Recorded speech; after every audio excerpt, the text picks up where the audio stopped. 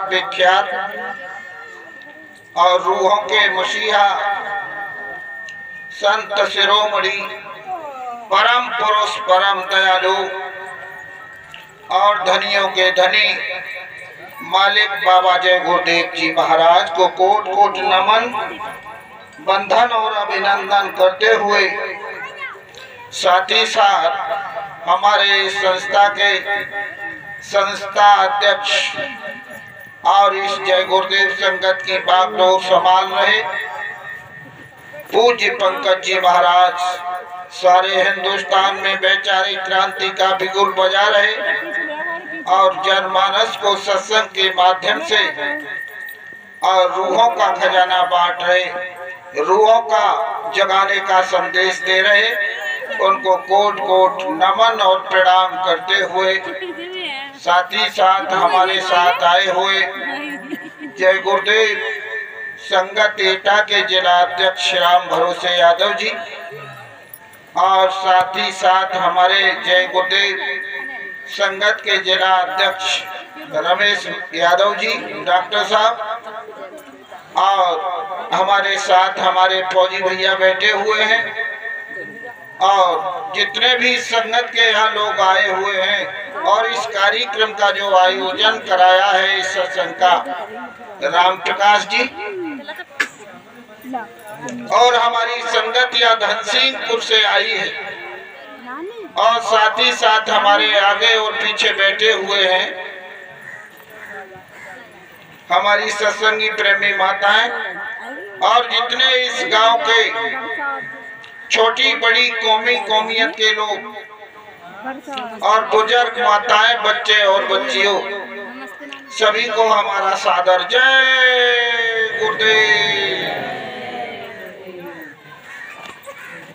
देखिए अभी हमारे डॉक्टर साहब ने आपको सत्संग जो सुनाया और इस सत्संग से हम और आप सभी रूबरू हुए और ऐसा विलक्षण संदेश आपको सुनने को मिला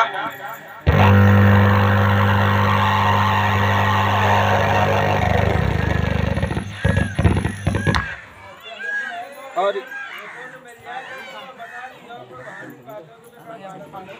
या कोई तारा तक हो गया कैसे होगा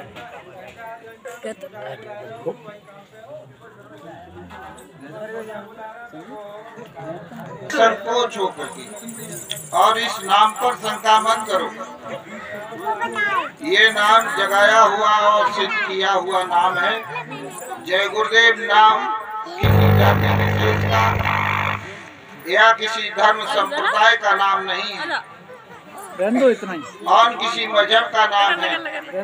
जय गुरुदेव नाम उस अनामी महापुरुष का नाम है, उस परमात्मा का खुदा गाड और उस बादशाह का नाम है। लेकिन शंका आप करोगे, शंका में आपको कुछ नहीं मिलेगा और शंका करोगे क्या भगवान मिल जाएगा, शंका से नहीं मिलेगा। इसलिए शंका मत करो इस नाम पर। तो उस मालिक के नाम को जोरदार तरीके से बोलिए। ये आवाज आपके अगल बगल में तो गूंज ही जाए, इसलिए निसंकोच होकर के बोलो जय गुरुदेव।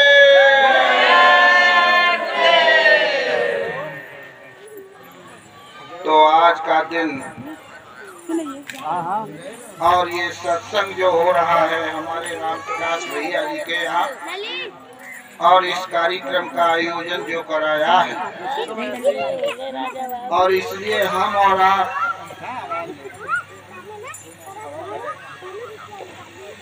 है तो सत्संग हो रहा है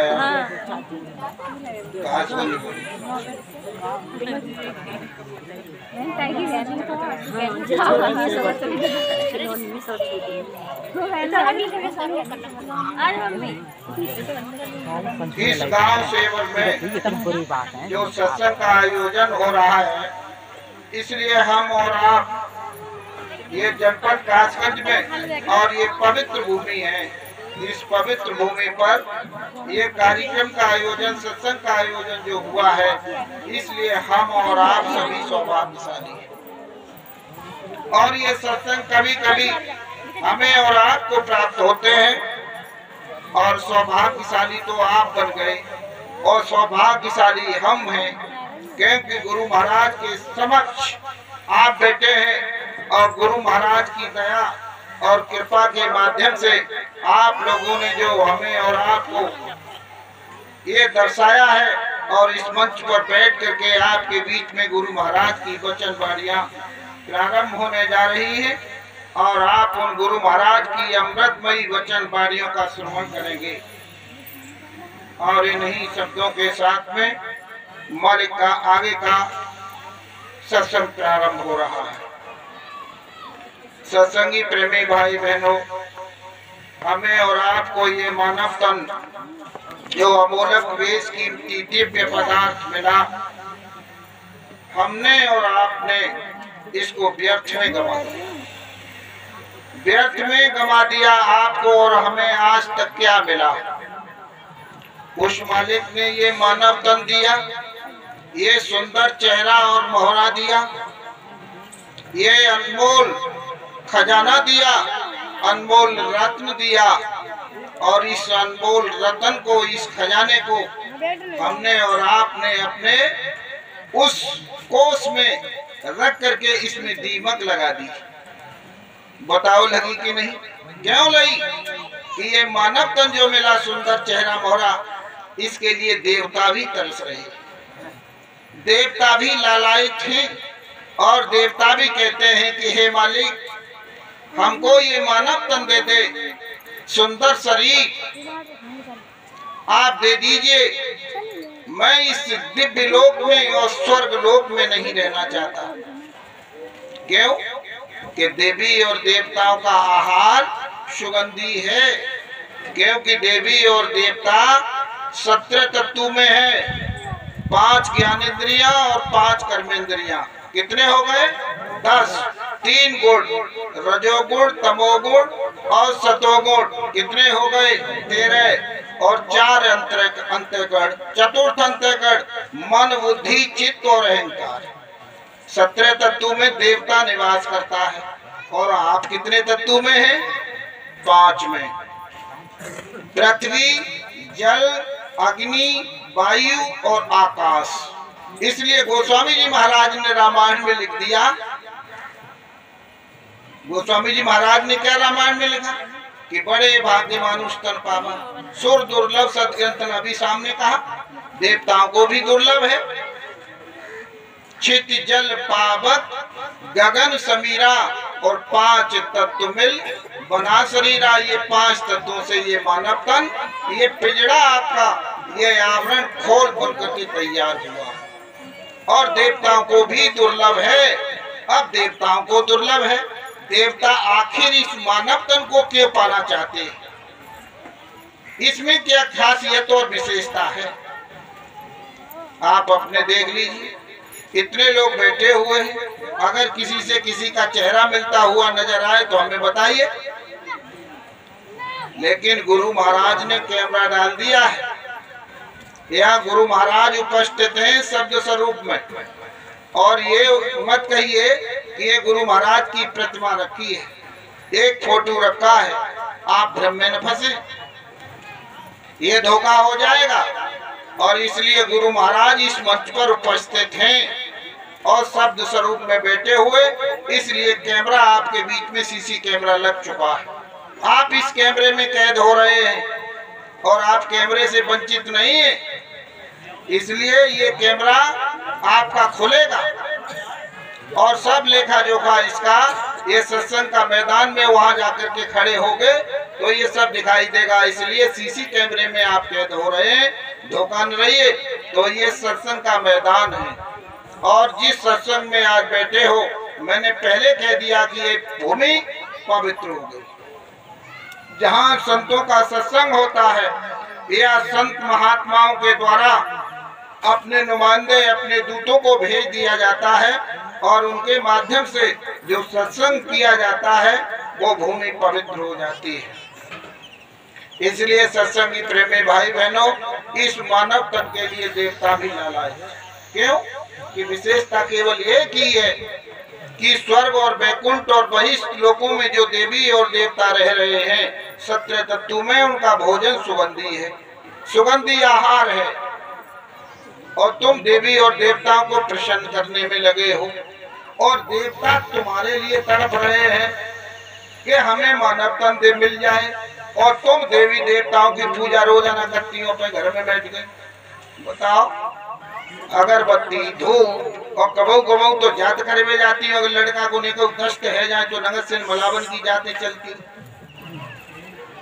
अरे भाई, जाती हो कि नहीं देवी और देवताओं की जात करने के लिए? और देवी देवता तुम्हारे लिए तड़पते हैं, तो क्यों? कारण क्या है कि वो भूख से तड़पते हैं। सुगंधी उनका भोजन है, सुगंधी उनका आहार है। और काऊ भगत के पास में गए, तुमको चुड़ैलिया आई गई तो माने कही कि अच्छा तो 5 लोटा चढ़ाओ, 5 लोटा, और 5 लोटा चढ़ा करके, और बा भगत ने तुमसे कह दी यहाँ में 5 लौंगे डालो, और यहाँ में 5 बतासे डालो, 5 बतासे 5 लौंग, और पानी का लोटा भर के, और कहाँ चढ़ाए हुए जाएंगे? देखो तो माता रखी है, मातन पर चढ़ाए हुए जाओ। माता काहे की है? एक पत्थर की माता रखी है, वो देवी बना ली पत्थर की। ये जड़ पूजा है। परमात्मा अभी समझाया जाएगा कि परमात्मा कहाँ है। वो देवी और देवता लिंग शरीर में है, जब सत्य तत्व में, तो बताइए उस पत्थर में तो कोई तत्व है नहीं। लेकिन आपने जल का लोटा जब उस पर चढ़ाया, चाहे किसी पौधे पर चढ़ाया, तो अब आप बताओ उस देवी और देवताओं को भोजन मिल गया? नहीं मिला।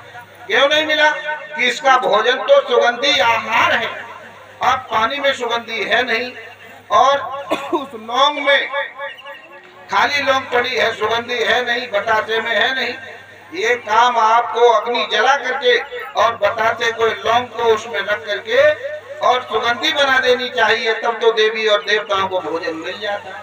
लेकिन बताओ, बा देवी को जिसने आपने बताया, बा भगत ने, उसको नहीं मिला, और फिर कहती हो कि हम पे चुड़ैलिया सवार है। कौन सी चुड़ैल है तुम पे? कौन सा भूत सवार है? अरे 5 भूत हैं तुम्हारे अंदर, काम क्रोध लोभ मोह और अहंकार। 5 भूतों का, ये 5 देवताओं का निर्मित शरीर है। पृथ्वी से बड़ा कोई देवता नहीं, जल से बड़ा कोई देवता नहीं, और अग्नि से बड़ा कोई देवता नहीं, और आकाश से बड़ा कोई देवता नहीं।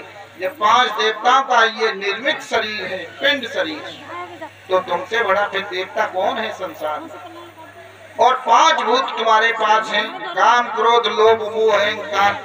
अब इतने बड़े भूत और इतने बड़े देवता, तो आप बताओ चुड़ैलिया कौन से कानन में आना पड़ेगी, नाक में आएगी? अब चुड़ैल खेल रही है। अब आगे भगत बताते हैं ये तुम्हें उपाय, और फिर चुड़ैलियों बहुत जल्दी सही हो जाती है। लेकिन ये क्या है? ये खेल क्या है? ये जुनून सवार कहाँ से तुम्हारे ऊपर हो गया? लेकिन ये जुनून सवार हो गया क्योंकि हम अपने को भूल चुके हैं। केवल अपने को भूल गए हैं कि हम आखिर हैं कौन। देवी देवता हमारे लिए रो रहे, तरस रहे कि हमें मिल जाए शरीर, लेकिन अपने को भूल चुके। एहसास कराया जा रहा है। महापुरुष आपको एहसास कराते हैं। गुरु महाराज ने आपको एहसास कराया सत्संग सेवा और भजन के माध्यम से, और कहा कि हे मानव प्रेमियों, ये मन और आत्मा एक स्थान पर विराजमान कर दी गई है। माँ के उदर के अंदर जब ये पिंड शरीर तैयार हुआ, माँ के उदर के अंदर 1 महीना 2 महीना 3 महीना 4 और 5 महीना 10 दिन का जब गर्म में वो पिंड तैयार हो जाता है, तो माँ के उदर में उथल पुथल शुरू कर देता है, हलचल पैदा कर देता है। हमारी अमुक माताएं कहने लगती हैं कि बच्चा घूमना शुरू हो गया, क्योंकि 5 महीना 10 दिन के बाद वो मालिक, वो परमात्मा, वो अजर अमर अविनाशी और जीवात्मा को उसमें विराजमान कर देता है। जीवात्मा दोनों आंखों के मध्य भाग जो ढांचा तैयार हो रहा है। अब तो परमात्मा ढांचा कैसे तैयार करता है? माँ के उदर के ढांचा तैयार हो रहा है कि जीव का हाथ पैर बनाए जा रहे हैं,